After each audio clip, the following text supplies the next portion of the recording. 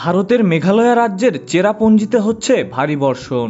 উজানের এই পানি পাহাড়ি ঢল হয়ে নেমে আসছে সুনামগঞ্জে। সঙ্গে টানা বৃষ্টিতে বন্যা পরিস্থিতির অবনতি হয়েছে। সুরমা নদীর পানি মঙ্গলবার দুপুর 12টা পর্যন্ত সাতক পয়েন্টে 145 এবং শহরের নবীনগঞ্জ পয়েন্টে 67 সেন্টিমিটার ওপর দিয়ে প্রবাহিত হচ্ছে বলে জানিয়েছে পানি উন্নয়ন বোর্ড।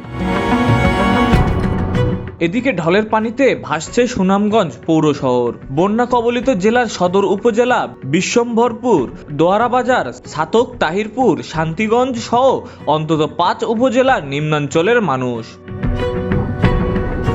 আকস্মিক বন্যায় পানিবন্দী হয়ে পড়েছে সংশ্লিষ্ট এলাকার কয়েক লাখ মানুষ। বাসাবাড়িতে পানি প্রবেশ করায় বিপাকে পড়েছে তারা। অন্যত্র আশ্রয়ের খোঁজে বন্যার্তরা। সুনামগঞ্জের জেলা প্রশাসক মোহাম্মদ রাশেদ ইকবাল চৌধুরী বলেন, বানভাসী মানুষের আশ্রয়ের জন্য নিজ নিজ এলাকার আশ্রয় কেন্দ্রে খুলে দেওয়া হয়েছে। বন্যার্তদের জন্য চাল, শুকনো খাবার ও নগদ অর্থ সহযোগিতা বরাদ্দ করা হবে।